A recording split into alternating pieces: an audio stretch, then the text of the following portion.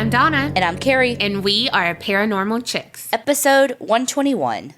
We hope everyone had a safe and happy 4th of July weekend.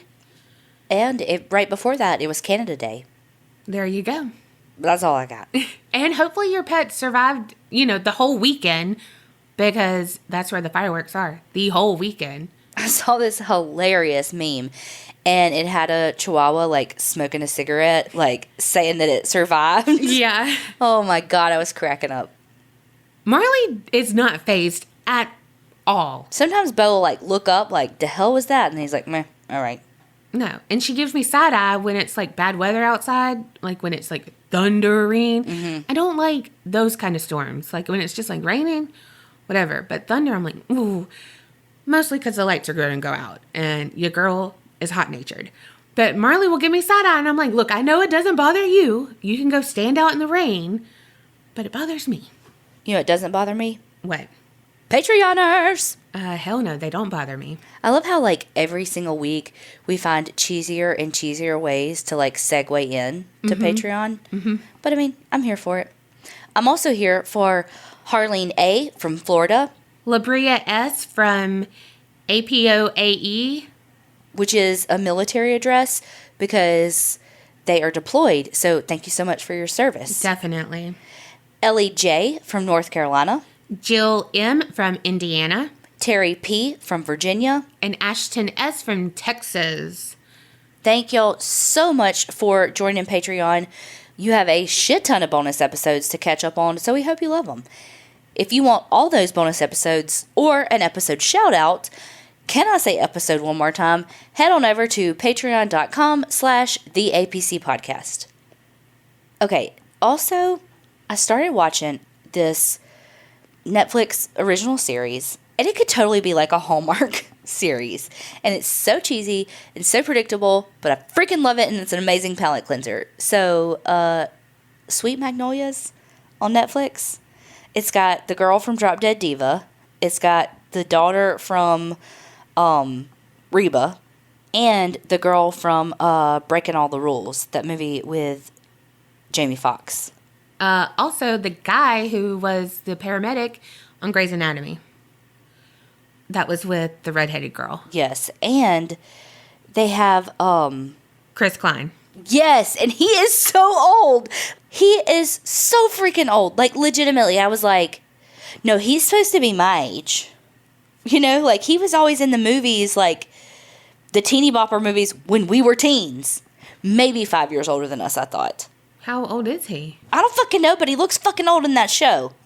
Well, if people are like you and they haven't watched it, but I think most people watched it when it was on the top 10 of Netflix 2 months ago. But, okay, good one. No, it was good. And look, and by that I mean I've watched 3 episodes. So, y'all know me. I can't fucking keep up. My thing is, they walk everywhere. And it's yes, small town, but they up in heels. Mm-hmm. All the time.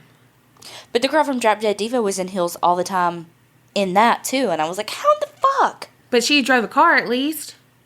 No, I know, but I'm saying, think about how long they're in those heels, for filming. Though, yeah. What I'm saying. Ooh. Ooh. I can't even wear heels for an hour and walk to my driveway and back. Oh, hell no. Also, I love their wardrobes. All of them. Mm-hmm. Well, and since she's talking about Netflix, something that all of us true crime fanatics are talking about is unsolved mysteries. And we have something in the works. Spoiler alert. I love to do that. Can't keep a secret. So we're talking about Facebook Lives, hashing it out, our opinions, your opinions, all the theories, all the good, all the bad, and all the ugly. Yep. So stay tuned on Instagram, Facebook, all of that, and we'll post more information. Okay, enough business. Let's get into the stories. So this week, I had a story I wanted to do. I had seen it on An Evil Lives Here on Investigation Discovery before, and I was like, I freaking love this story. I love that show. Me too. And Obvi, we use the word love in a weird way because Obvi, I don't love that people died, but it's just fascinating. Well, I love how they do it. They do it very well. The editors and producers and everything. Even the like intro music, you're like, oh my God. Yeah. The more I did the research on the guy that story is about, I found out another backstory that I was like, hold up. What?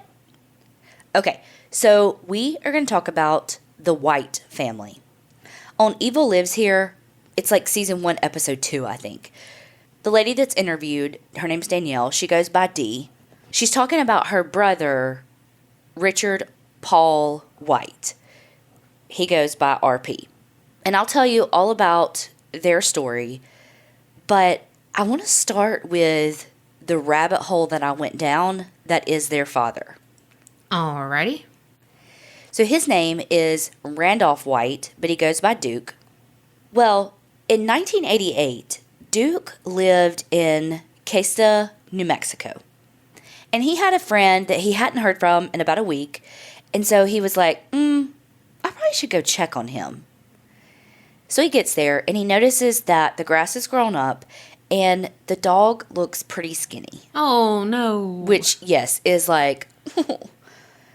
Well, the other thing he noticed was he smelled like this stench, like raw sewage in the air. Ugh. And he was like, that's weird. So he went over to a neighbor's house and was like, hey, have you seen them? I haven't seen them in like a week. There's something weird happening over there. We call the police. And the neighbor refused to call the police. What? Uh-huh.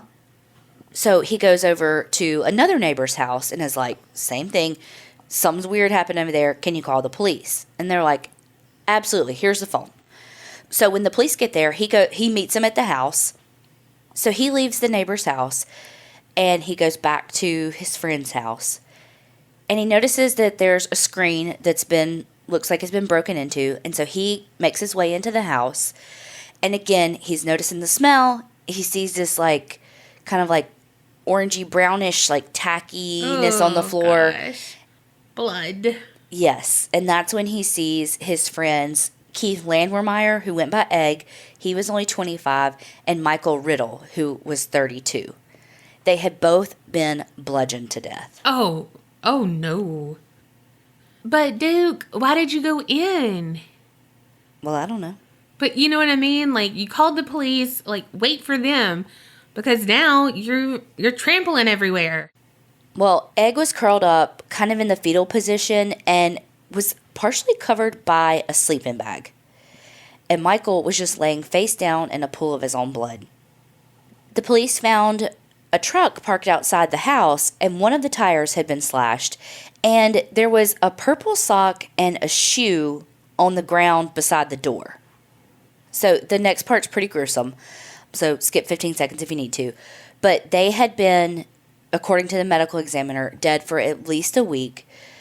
And maggots had already hatched on them and was like eating the flesh. Oh, God. The other thing that they had found in the house that was weird was that apparently Egg and Michael were pot farmers. They had 40 marijuana plants in the house that were all dead.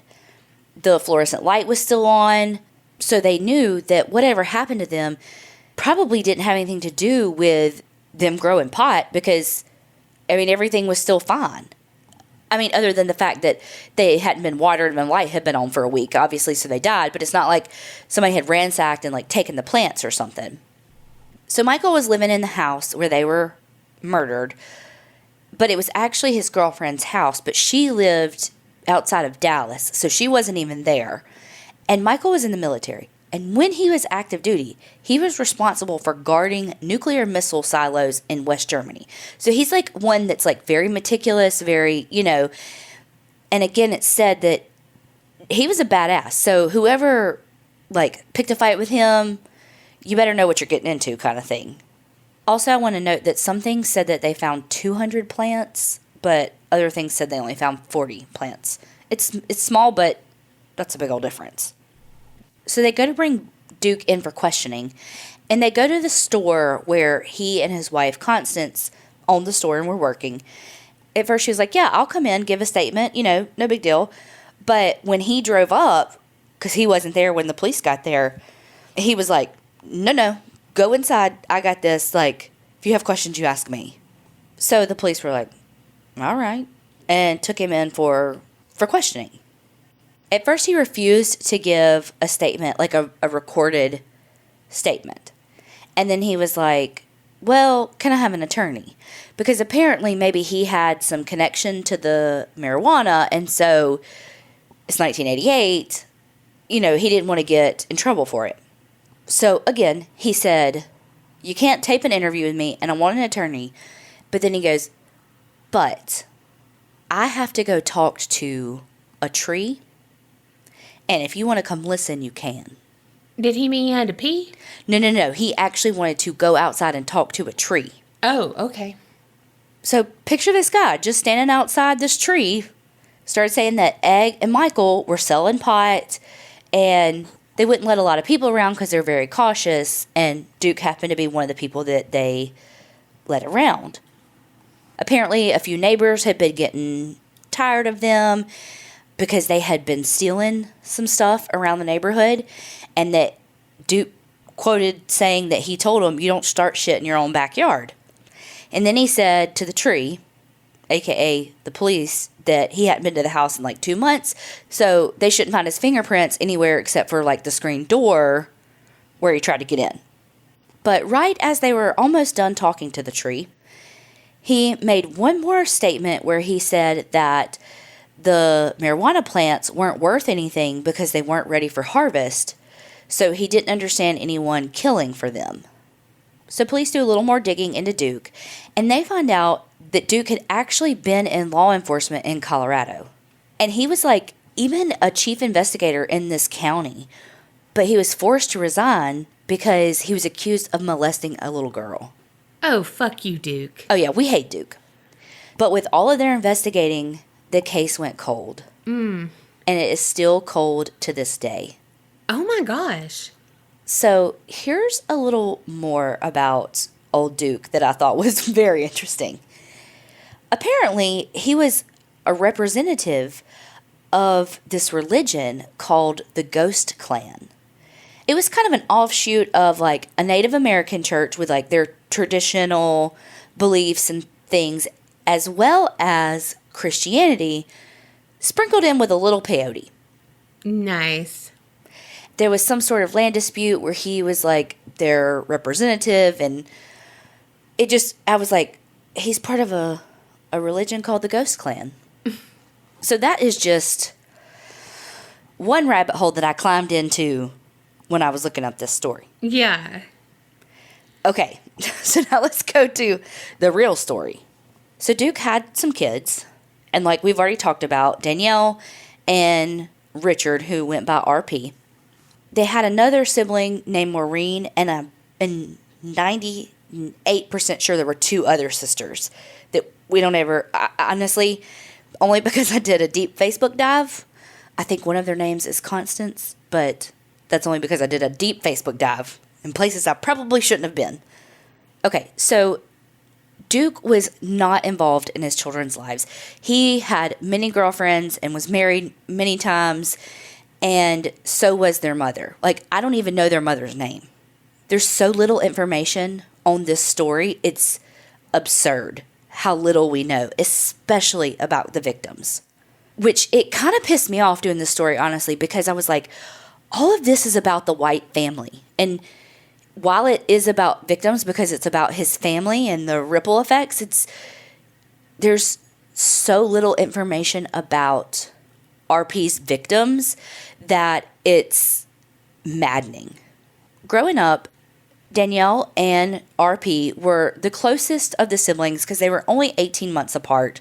So they were close in age and close in just relationship.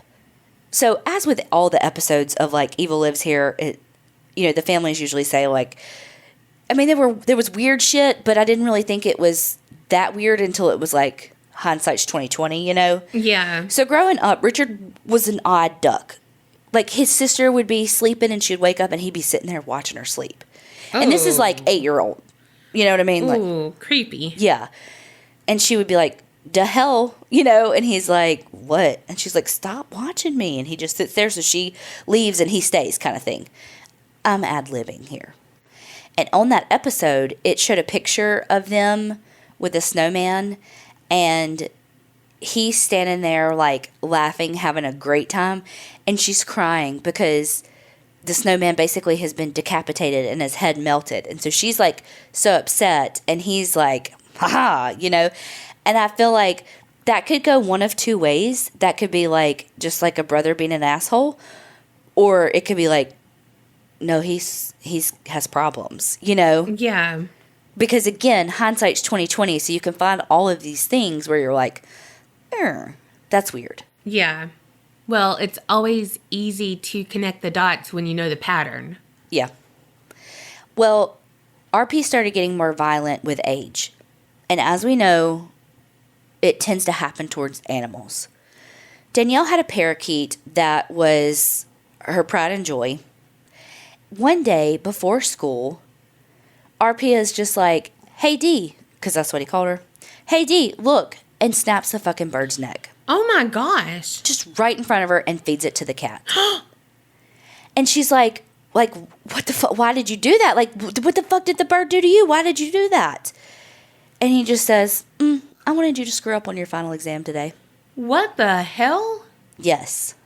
He was also obsessed with the Bible, which to me isn't surprising. Like, it makes sense given his, I mean, I don't know how close his dad and he were when his dad was running the Ghost Clan and all of that. But, I mean, it kind of fits the pattern. Again, when you know the pattern, well, he was obsessed with the more fire and brimstone, like, crazy, like, Old Testament God.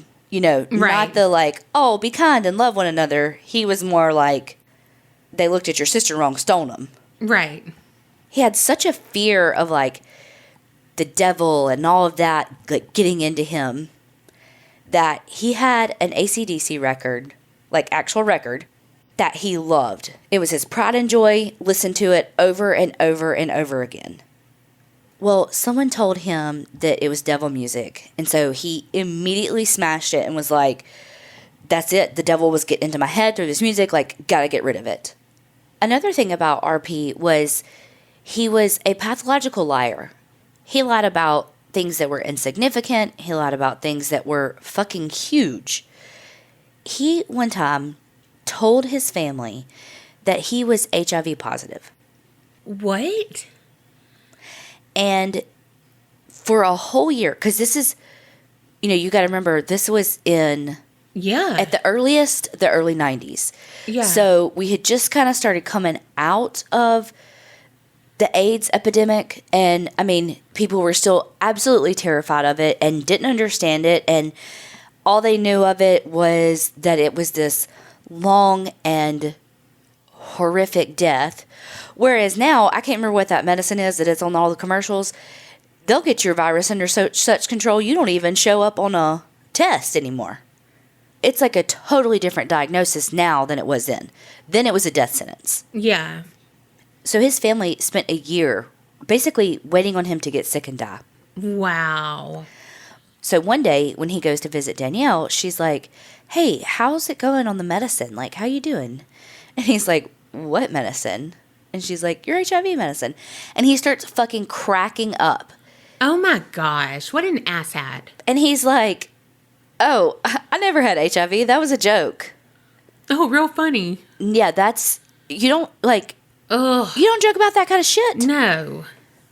As Danielle was growing older and making her own money, he would lie to her to get money from her too. So one time he told her that a friend of his had just passed away, and basically he needed to get to the other side of Colorado to go to this funeral. Wow. So she scrounges up some money for him to be able to attend this funeral.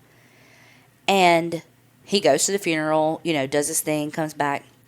2 years later, she sees the guy shopping. Wow. He was never dead. He just wanted the money. And she probably went without to make sure that he was able to go. Absolutely. He had a lot of girlfriends. He was a pathological liar and did weird shit, but I mean, overall, he lived a relatively normal life. I mean, again, he would lie about shit that you're like, are you fucking kidding me? But he would also lie about crimes. Like, he would say, oh my God, I just robbed the 7-Eleven yesterday and took blah, blah, blah money. And she's like, okay, if he really robbed that place, that would be on the news. Like, whether or not they knew it was him, it would be like, breaking news, the local 7-Eleven got $5,000 robbed from him. You know what I mean? Yeah. And so as she got older, she just learned to not believe any of his stories and just kind of placate him and just be like, yeah, cool, tell me more. Okay. You know? Mm-hmm. She said especially, like, some nights she would come home from work and he would be over and he had been drinking while she was at work, and then she would pop a top and they'd play cards together and hang out, but he had been drinking for a while, so he was pretty drunk. And he started telling her, again, all these different crimes he's committed. And he started telling her of these murders that he committed. And he would go into all this detail. But again, the man lied about having HIV. He lies about everything. So again, she was like, cool, tell me more. Okay. And he would tell these stories to literally anyone who would listen to him. He would tell them to Danielle, to his girlfriends, to bartenders, to neighbors, to probably me if I ever met him, because people just like to spill their life stories to me. Because you forget them when you walk away. Touche.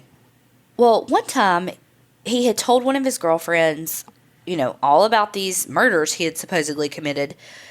And so she goes to Danielle and she's like, is he for real? Like, is this something I need to be worried about? What the fuck is going on? And Danielle's like, no. He always telling tall tales. Like, ignore him, go on about your business. Well, the next time she sees the girlfriend literally runs into Danielle's house, grabs Danielle, and takes her into the bathroom with her and closes the door. And Danielle's like, what the fuck is going on? What are you doing? And then she hears RP, like, running into the house, screaming, like, if you want to end this, then I'm going to end it. Like, losing his shit, like, bum, bum, bum, bum, bum, coming out of that bathroom, I'm going to kill you, blah, blah, blah. So Danielle and the girlfriend hide in the bathroom for hours, just waiting on him to either just cool down, leave, something.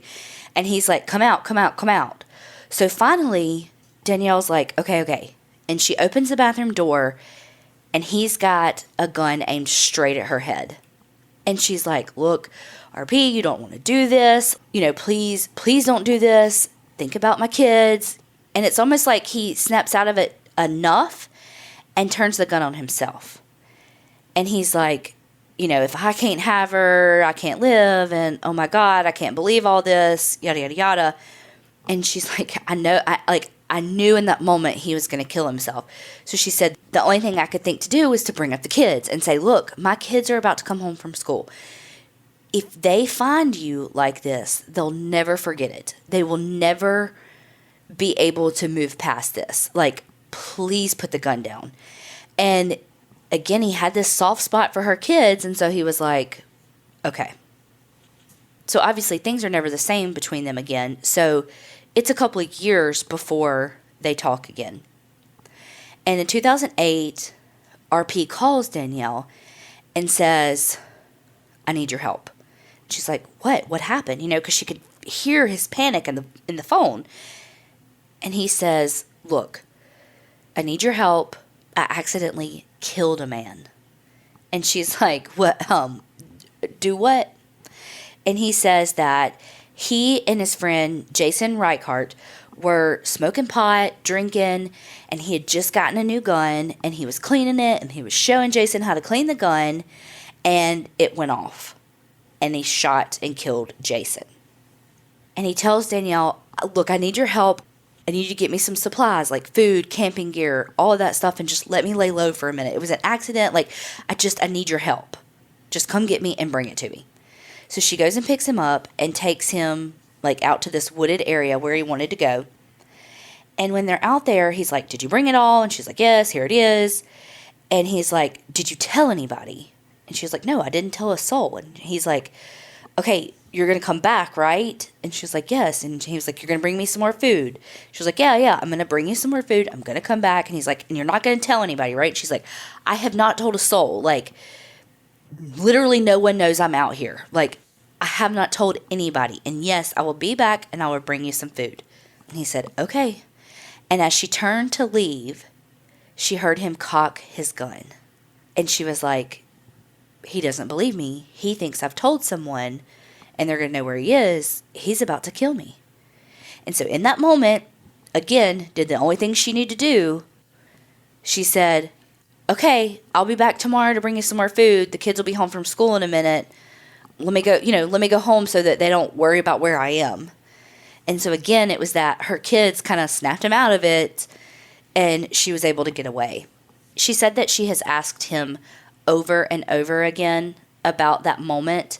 And he says that he stepped on a twig and it made that sound, which I can kind of see the sounds being similar. But she's like, I know he cocked his gun. Now, he's hiding in the woods, and she was protecting him until she saw a news article about Jason's death, and it said that Jason's death was a suicide. And she was like, his family must be in turmoil right now. And she said, I cannot let his parents think that he died by suicide when he didn't. She called the police after what I can only imagine is one of the worst internal struggles of your life. And she told them, look, my brother said that Jason's death was an accident. He was cleaning a gun. This is what happened. This is where he is. So the police go and find him and they arrest him. When he gets into the interrogation room, he tells it all. He says that, again, he was cleaning his gun, and it was new. He was showing Jason how to clean it, and it went off.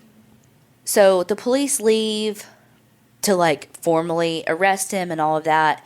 So there's video footage of him in the interrogation room, and it's like when the police leave that you can tell that they, actually arrested him, because then they go and he's wearing, a red jumpsuit. He's not talking to a tree, but he's talking to himself. And he starts saying some weird things about they've got to look under a tree, oddly enough. Just some weird stuff. When the police get back in there, he's telling about Jason, but he doesn't stop there.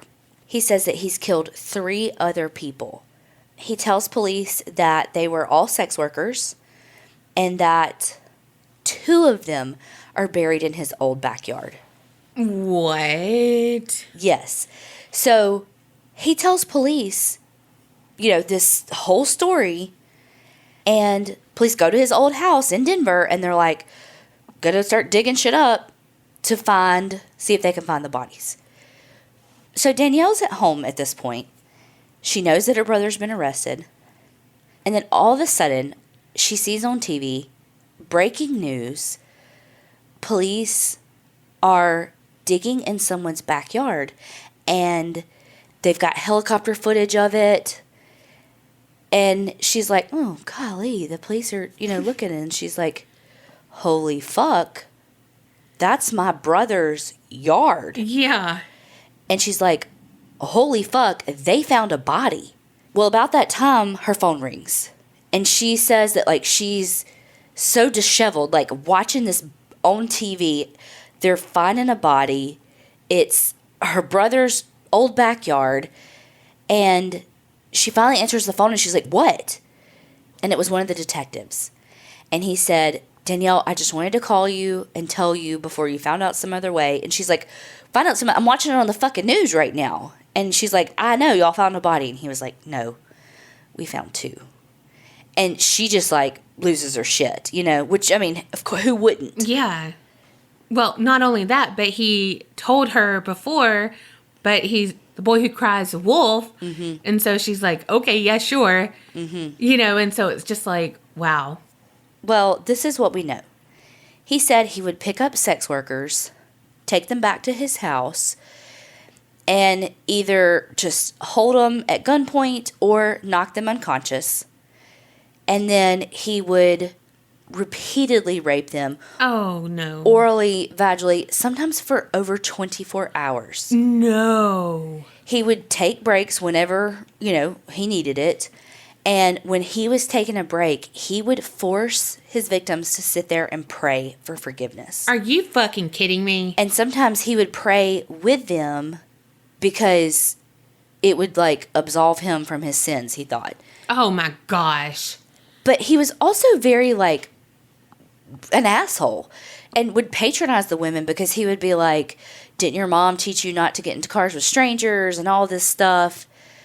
And you know what he also would do? He would handcuff them to himself while he slept so that they couldn't get away.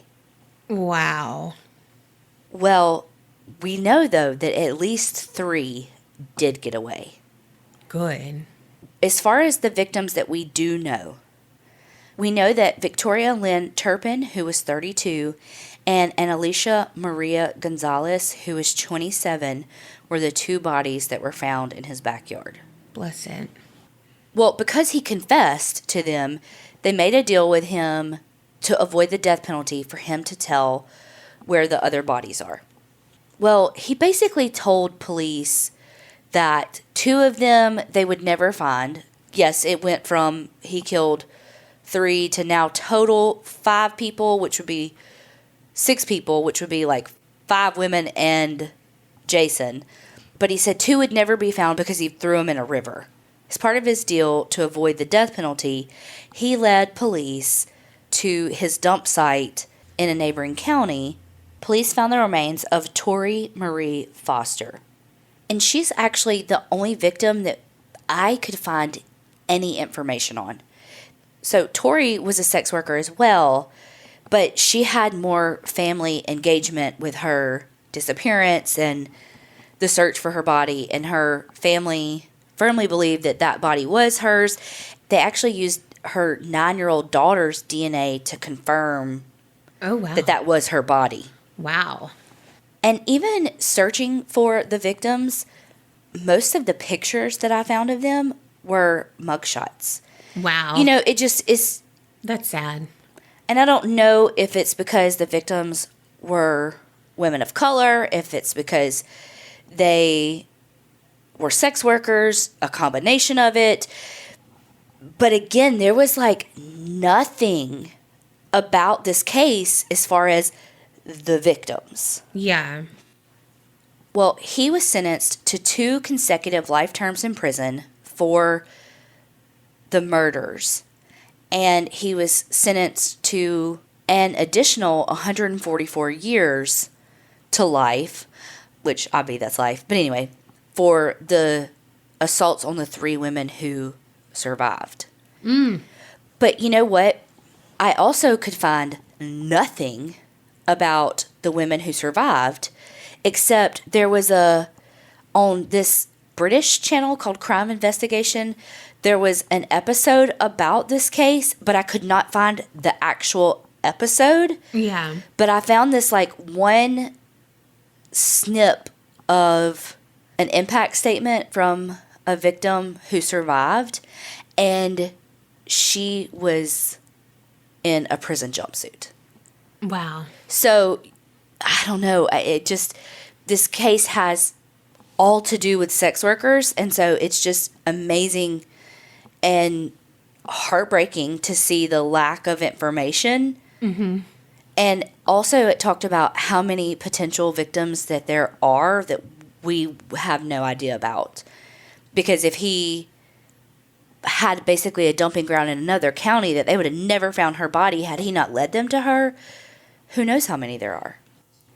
One thing that Danielle talked about in the episode is that how much guilt that she had because he really tried to play her and be like, I told you. I wanted you to stop me. That's why I told you. Gosh. All that. And she's like, so she has guilt about not listening and not turning him in. Not her fault. But then she has guilt about turning him in because she had so many family members that were so mad at her for turning him in. No. So she just has all this guilt. And so she turned to alcohol. Oh, bless her. People self-medicate and deal with emotions like that the best they can. Yeah. And then I found an article from the New York Times that it was talking about families of convicted killers. And it talked about his sister, Maureen, and how she watched her, like when she finally sat down and watched her brother's confession, how it was this brother who taught her how to ride a bike and protected her from their mother's abusive boyfriends and all of that. And he's confessing to 6 murders, and it's like, so she started self-harm, self-mutilation with the cutting. No. I mean, so bad that she would have to have stitches and staples. And so it's just, again, it's that ripple effect that is often ignored because it's this culture, this mentality that the perpetrator's family is guilty by association. Yeah, and they're not. From what I can find, for sure, Danielle is doing well because I'm telling y'all, I did a deep dive on her Facebook and she's got old pictures up. She's got new pictures up. She's got a grandbaby. You can see pictures of, this is why I said that I'm 98% sure he's got 4 sisters in him because of that picture. It just was so crazy to see. There were some pictures on there that were on The Evil Lives Here. Oh, wow. And it was just like, wait, no, because I was like, is that her? Because she looked a little different. And I was like, I think that's her. And then I saw the picture of him with like the Hulk glove on his hand. And I was like, this is fucking her. Oh my God, I found her face, Yeah. And so I'm like, I mean, not that it was that hard to find. Google suggested it at the bottom. But it just was so crazy to see all these people like commenting, like uncles and family members saying like, we miss you and all of that to RP. And it's like, hopefully she's kind of come out of that where her family is blaming her for it, his capture. But okay, 2 more things I want to talk about. There's a letter that RP wrote like in response to someone who had sent him a letter, and we have a copy of it. And I wanted to read you some excerpts of it because not long ago he did an interview with some Denver news thing where he was like crying and, oh my God, I'm so sorry and yada, yada, yada. But then there's this letter. And he tells the girl, you're very easy to look at. Whatever. He says that his last girlfriend, his quotes, it was a stripper. And he said, I toyed with the idea of killing her. But in the end, all of my girlfriends were spared. Although I did bury 2 dead prostitutes in my ex-girlfriend's backyard. Those are his words. We know it's sex workers. And then he says, I would love to have seen the look on her face, LOL, or the look on her snooty father's face for that matter. And then did like a kind of devil, like a hee face. And then he says, is that terrible? And then, because honestly, I don't care anymore, LOL. It's like, so like, don't pretend like, Yeah. He talks about, look, and then he goes about Tori, about her death. He goes into some really gruesome details. And then I just want to show, too, like, how manipulative he is. He's like, I miss driving, shooting, and I miss TV. You can have one in here, but I can't afford one. Uh-huh. And he's like, I draw and trade for stamps, deodorant, and such. But I just think it's so... Like, I feel like that's such like a, I can't afford one. Can you buy me one? Without saying, can you buy me one? Oh, for sure. That's a little plug right there. Mm-hmm. Okay, and the very last thing I have to say is Old Duke makes an appearance right here at the end because we got to make it full circle. Duke died in 2015, but before he died, he got in trouble because he broke the law because he was selling DVDs of RP's confession. What the fuck? $39.99 or $39.95. One of those two. 39 something and change. But he said the proceeds were going to go to the victims' families. But really, like 75% he had set up to go to his grandkids. But none of that matters because they have a law saying that you cannot profit from crimes in the state. Whether you're family member, victim, anything. Which is, okay, and I saw some Reddit posts that were like, that should be the case everywhere. And I'm like, okay, but then could we have ID? Could we have... Podcast. But, and could victims write books and Yeah. all of that? So it's like, while I definitely agree that his motherfucking dad, especially a dad that had nothing to fucking do with him growing up, should not be able to sell a DVD of his videotaped confession. P.S. It wasn't even the whole one. He was going to have a volume 2 of the rest of it. But what I really want to see is that motherfucker talking to a tree. Right. So that's it. That's the story of the White family. Wow. Well, now I have to follow that up. We're going to Kansas, Dorothy. But do I get fancy red shoes? No. And you haven't even watched The Wizard of Oz, really.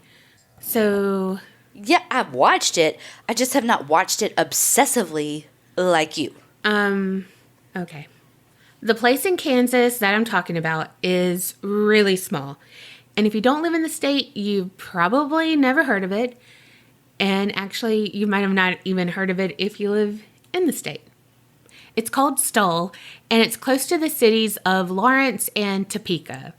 If you do know about it, you've probably heard about it in songs or TV shows like Supernatural, where the season 5 final showdown, it was filmed in the cemetery, which we'll get to that location later.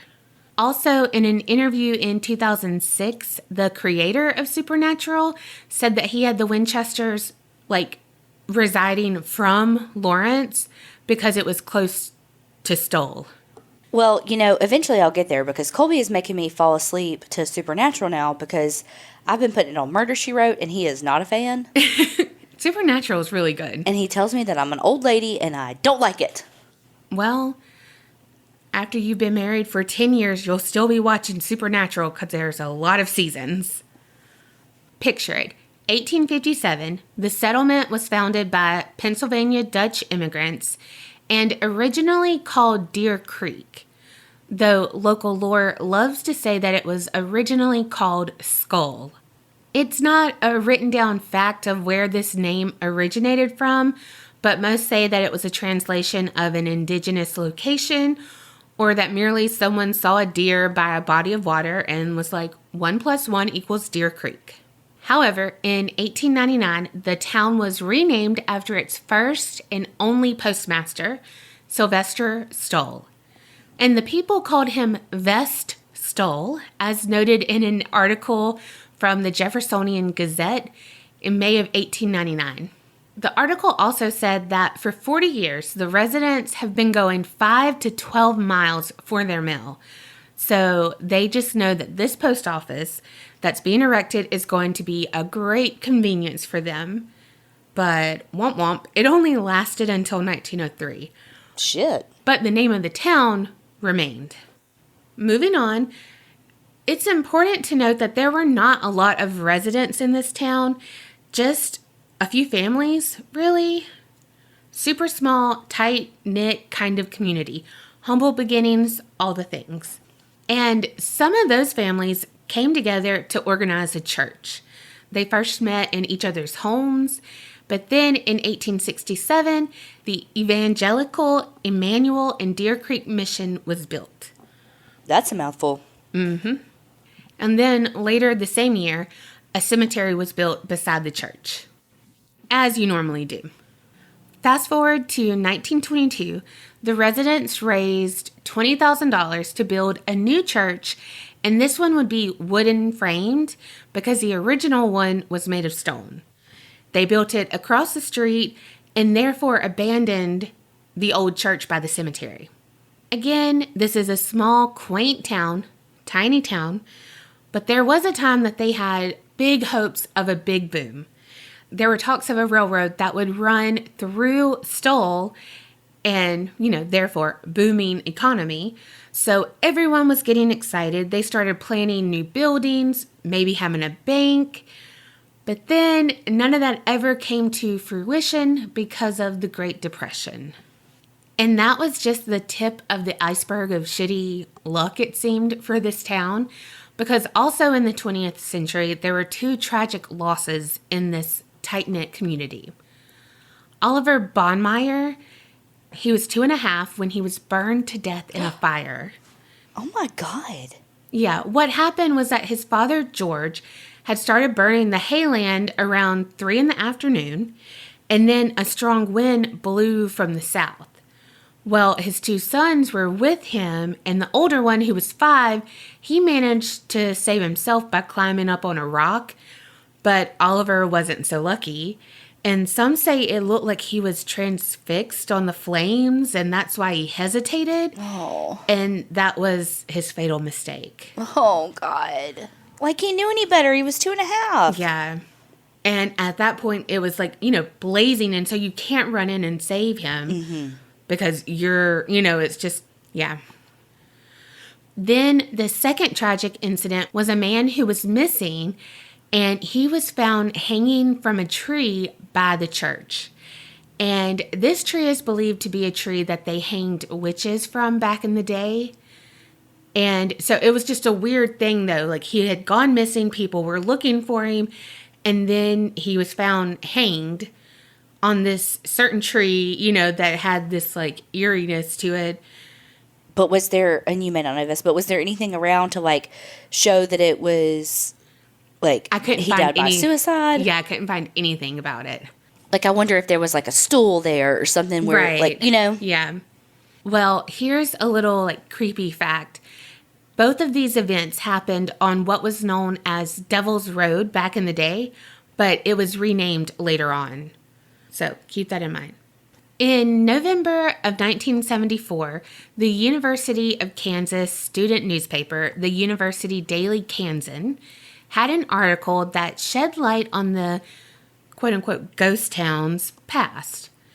The article is like, big shocker, that would be on the cover of the Inquirer, at the grocery store, was that the cemetery was one of the 7 gates to hell, and the devil himself would appear there in person twice a year.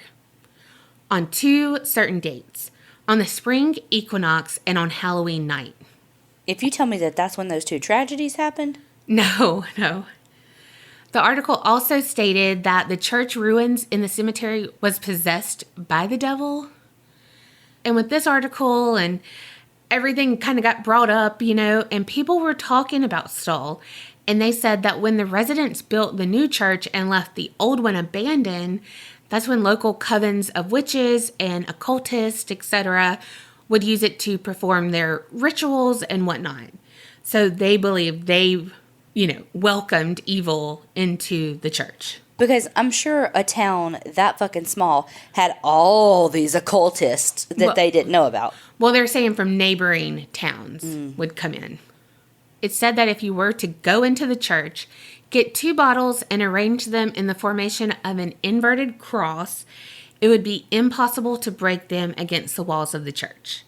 And then another story or legend says that even though the church was without a ceiling for a while, it never rained inside, even while it was raining outside. And there are multiple eyewitnesses to this occurrence. Also, one person said that he witnessed a cross turn slowly upside down at midnight in the church, by itself on the wall. Nope, don't want that. Unless I'm fucking Matilda and shit's moving and cleaning up for me, shit shouldn't be moving that it's not supposed to. Right? Right. Yeah. There were 2 guys who were visiting the cemetery, and they heard like this really strong wind started blowing, but it kind of came out of nowhere. Like, it was complete stillness, and then like, whoa, what's going on? The trees are moving, everything's going. Well, they ran back to their car, and they found that their car had been moved to the other side of the highway and now was facing the opposite direction. What? Yeah. And then there was another man who claimed to experience that same strange, powerful wind, but it was inside of the church, where it knocked him to the floor and would not allow him to move. So it kind of like just gushed in, held him down, like paralyzed him for just, a minute or 2. On trytoscare.me, they said that there's an anonymous letter that was written to them, and it said, quote, "The church wasn't always evil, but was overtaken by the Satanists who lived in nearby towns. They conjured up so much evil that they opened a portal to hell." When the Stull church stood there, stairs were located on the back wall near the right side. Most of the time, they were overgrown and hidden with thick grass. It took a bit of searching unless you knew where they were. These stairs were a direct gateway to hell and used by Lucifer to appear on Halloween night at midnight. If a person was to travel down these steps, even just a few, they would be trapped and forced to walk hours back up, trying to return from the pits of hell. End quote. And let me add, I found other people saying the same thing, but they added that the person would feel like they're being dragged down the stairs by an unseen force. I am not trying to schlep up some stairs when it should only be like 2 and then it's taking me 2 hours. Right? That would so be my luck. Like, TikTok, girl, don't do it. I'm not going to do it. Girl, don't do it. I'm going to be like, I did it. Take 2 steps and be like, not going to do it. 5 hours later, why am I still going? Like, how am I not back up? We wouldn't still be going after 5 hours. We just slid down that damn thing like an escalator. True. I'd been like, well, never mind. Take me to my leader. The university newspaper continued to publish articles over the next 4 years about Stull Cemetery and the town. One thing that I found was, you remember Oliver, that sweet soul who burned in the fire? There's a rumor if you step on his tombstone or, do anything to disrespect it, that they would go, like that person would go to hell. Oh, shit. Right? Well, 1 year in the article in the Daily Kansan in 1978, they urged people to go see for themselves. So over 150 people showed up to the cemetery to try to witness Satan, coming and showing himself, but returned away just before midnight. By who? By police and everyone. Like police, local people, all the things. Then in 1980, an article appeared in the Kansas City Times that added further fuel to the rumors about the cemetery and the abandoned church.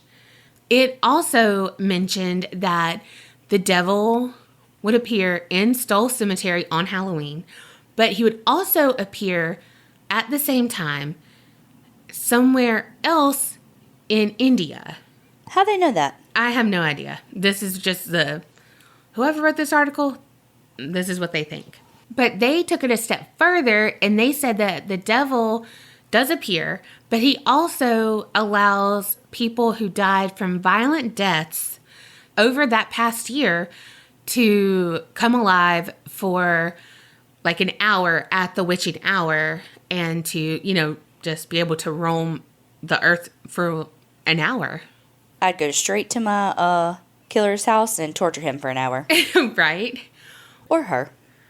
Wait, I feel attacked. Or them. Well, in 1980, when that article was published, over 500 people were there. And they again stayed until almost midnight, and then they were forced to leave.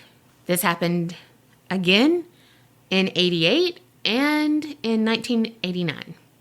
I mean, is it public property or is it private property? I mean, it's private. Okay. Because I'm like, if it's public property, they can't say shit to them. But if it's private... No, it's private. Okay. Definitely.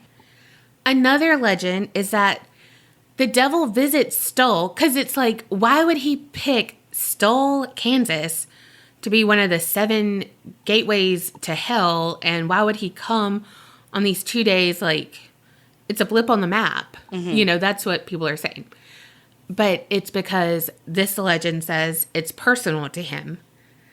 And that every Halloween, he allegedly visits the grave of a witch with whom he had a child. And the kid was severely deformed and didn't live long at all, like just a few days, and was buried also in the cemetery. And so was the woman who was a witch, allegedly. Okay? Okay. Now, their son is rumored to also like come alive on Halloween, but he takes the form of, I've seen different things like of a feline, like cat-like something, or a werewolf, but it's all been like fur type creatures. So you're telling me the devil himself has feelings and misses his son and goes to see him. Okay. The lady who was the supposed witch, she's buried under a tombstone that reads Wittich, like Wittich. And a lot of people say that's like an old dialect of witch. And remember that tree that I mentioned they hanged witches from by the church? And that man was found hanged in? Well, it's a tall pine tree, and it had like this abnormal growth spurt. And it actually split through a tombstone that was pretty close to this Wittich tombstone, but it wasn't there, like it wasn't hers, but it's still just like it's been growing and growing for like 100 years, and it's been like, you know, a slow and steady one, and then it just like woo, like grew really fast and like ruptured this tombstone that's pretty close to this grave of a witch. Allegedly. I wonder if that's Pennsylvania Dutch. Wittich. Well, the tree was cut down in 1998 to stop people from climbing on it and, you know, the city being held liable, all the things. But it's private property. Yes. So why would the city be liable for a tree on private property? Well, if they were, I don't know. I mean, I'm no attorney, but I play a mean one on the podcast. I plead the fifth. There was also this little story in one of the articles later about that Stull was so intertwined with Satan and evil that the Pope wouldn't even fly over it because it was quote unquote unholy ground during a trip to Colorado in the 1990s. So he had the flight path redirected. However, there's no definite evidence that this occurred, so we don't know. Now, people who have braved midnight trips to the cemetery have experienced some stuff. A lot of people have experienced lapses in time or missing time. They found that, you know, they literally have been there for several hours due to, you know, the time on their watch. Like, hey, got here at 2 and now it's 8. But all they can remember is a couple of minutes or maybe an hour. And this is around the time that people started talking about how the town started off being called Skull, but then they basically changed it to Stull to rid all of its black arts, history, and lore. But again, we know the reason it was changed to Stull. That poor postmaster is probably like, what the hell? Right? In 1999, on Halloween, a local TV news channel showed up and they wanted to document that all the rumors were false. Prove to everyone that the devil does not appear at midnight, but at 11:30, they were forced to leave by the owner. So it's like they let them stay super close, and then off you go. So this just perpetuated the rumors. People were like, if they weren't hiding something, why didn't they just let them stay and film it and let everyone see that it wasn't real? That way, it's like, oh, okay, like the devil didn't show up at midnight. Okay, cool. We won't go. You know, or at least half of the people would be like, yeah, I'm not going to go next time. You know, but then when you are like, nope, 30 minutes, gotta go. It's like, but why then? Like, yeah, why didn't they just send them away to begin with and say, private property, leave? You know? Right. I feel like that could have even created just as much mystery, though, being like, nobody's allowed on the property and yada, yada, yada. On March 29th, 2002, something really bizarre, your favorite word, occurred. The old stone church in the cemetery was mysteriously demolished. The owner of the property, a man named Major Weiss, said he did not authorize the abandoned church to be destroyed. People who lived nearby did not hear any sound nor see any sign of the demolition, although some of the church was now like collapsed. Some, like it was in disrepair and all of that. However, it was still a structure that was there one day and gone the next. Vanished like a fart in the wind. But, I mean, the owner said, no, I didn't authorize this. No one heard a stone thing being demolished. And it's a small community. So it's not like they could just get in, do all of this, and leave before anyone noticed. Was like every stone gone, or was it like, oh, it just like imploded kind of thing? Yeah, like all of it besides like the very bottom of it that's like in the ground. I think they just left that. It's like little But ruins. everything else is gone. Mm-hmm. All right. So then there's some stories from some famous people. And there are a lot, but I focused on 3. First up, my boo, Greg Newkirk from weekendweird.com and the Traveling Paranormal Museum. You know, the one I always cover all their artifacts. Him. Well, he went to the cemetery and he said that it wasn't all that in a bag of chips in real life. You know, because, I mean, you're thinking a gateway to hell. Like, holy shit. But then you get there and it's like, this is a rinky-dink cemetery. It's got a chain-link fence around it, littered with no trespassing signs, all of that. You know, it's just like, what? Like, oh, this is it? But within minutes of him entering the gates, he noticed dozens of little flames forming in small little rings in each little corner of the graveyard. And there were no like big burn piles that like, oh, okay, well, I see that big pile of leaves. Okay, this must have been a pile of leaves too. Like all of that. No, there were no visitors to have like, someone might have thrown a cigarette and it, you know, lit a fire or whatever. Nothing. It was a cool spring day. So it wasn't like, oh my God, it got so hot. You know, it was really dry, blah, blah, blah. It wasn't that. No one was around, so it wasn't a controlled burn. And he got this on video. So you can see, it looks like, you know, when, I don't know if y'all people do it where y'all live, but down here, some people burn their grass. Makes it grow greener and stuff I don't understand. But it looked like how that looks, but just in like small little rings of it randomly. Yeah. And then there was a time where Ariana Grande was being interviewed by Complex magazine, and they asked her if she believed in aliens and ghosts. And she said, of course, we'd be so stupid if we believe we're the only people here. Well, then they followed up by asking if she had ever seen an alien.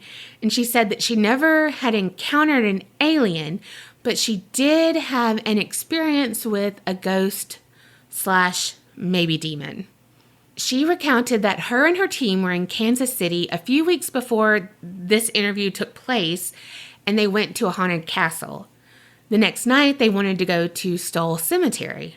So they get there, and then suddenly Ariana is overcome with the negative feels, was very anxious, and everyone in the car, including Ariana, smelled sulfur. And she knew, like, this is a telltale sign of a demon. And then there was, like, a fly randomly in the car, which is also can be a sign of a demonic presence. So she's like, this is scary, let's leave. But before they left, she rolled down the window and apologized and said they didn't mean to disrupt any peace. Then she snapped a quick picture, and in that picture, she said that you could see 3 faces, and they were textbook demon faces. And I'm guessing, I don't know, but they're like, you know, not like bam, bam, bam. It's more like, wait, do you see that? You know, that kind of thing. Well, of course, the interviewer is like, let me see the picture. And she said that she deleted it. Surprise, surprise. But the reason she deleted it is that the next day she tried to send it to Scooter Braun, her manager, and it said that this file cannot be sent because it was too large. And it was 666 megabytes. She said that she used to have a folder on her desktop that she had pictures of weird stuff like that in it. But when weird stuff started happening, she deleted everything. So they pressed her about what weird things. And she said that she was going to sleep about 2 weeks ago.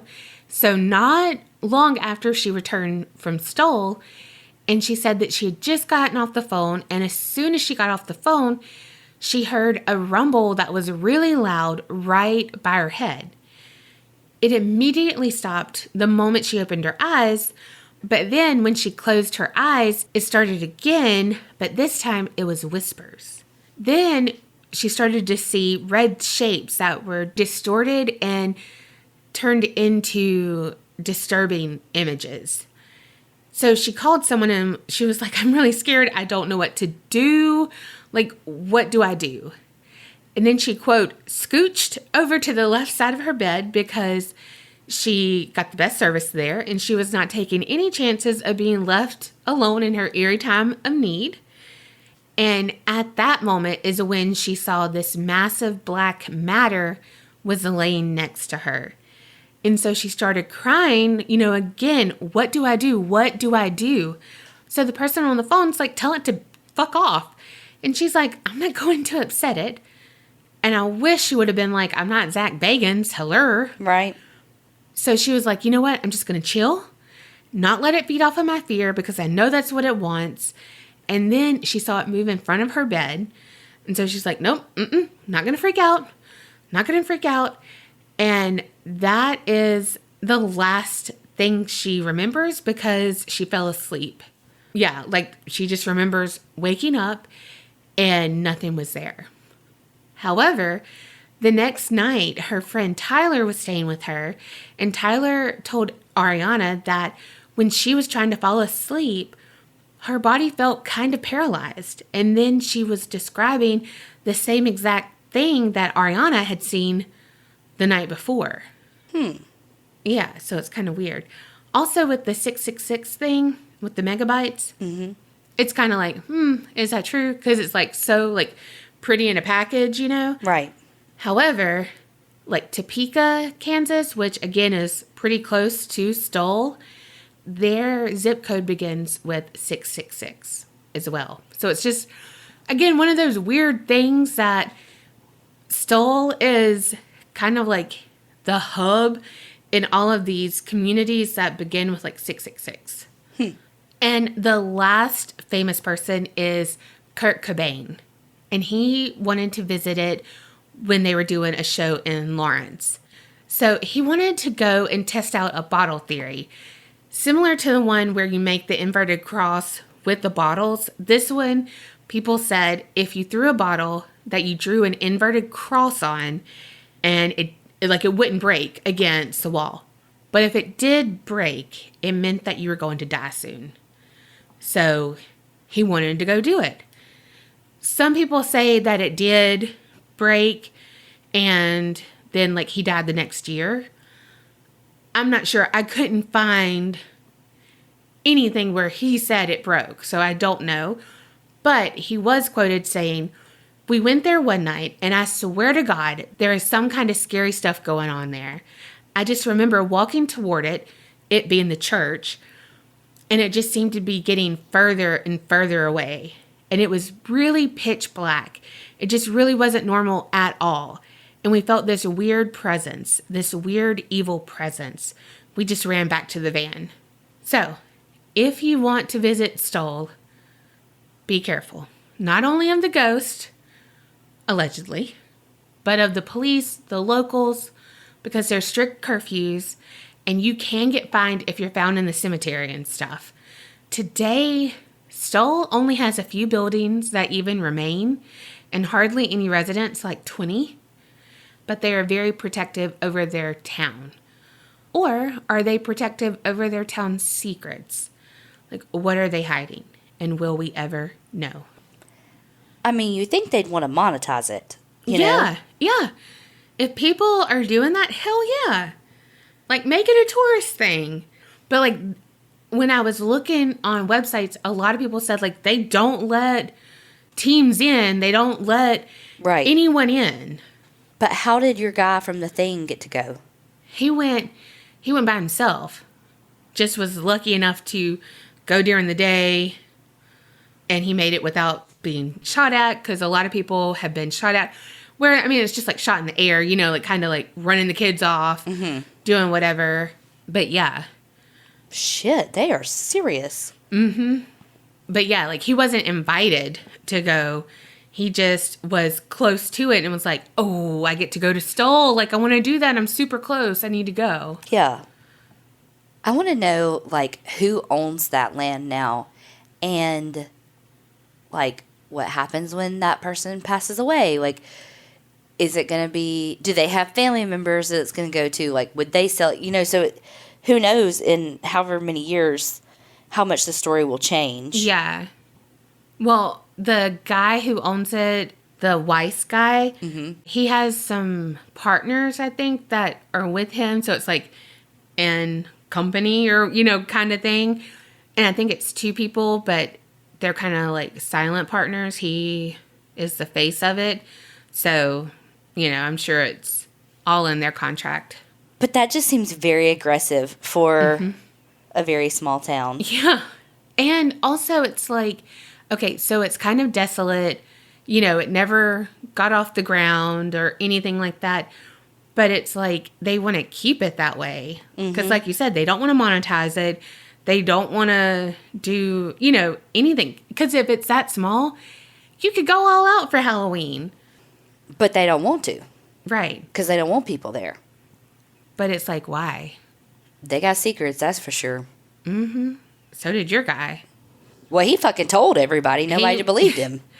Because he told so many freaking lies his whole life. Yeah. His whole freaking life. Well, like you said, he's the boy who cried wolf. Well, not literally, because he didn't say about a wolf, but you get the point. Well, there's some conspiracy shit happening with your shit. So y'all tell us what you think. Yes, and have you ever been there? What are they hiding? What are they hiding? I was going to say something cheesy about skeletons in their closet. Oh my gosh. You stole my line, basically. Right. But, you know, we can still remember. Keep it real And don't get scared.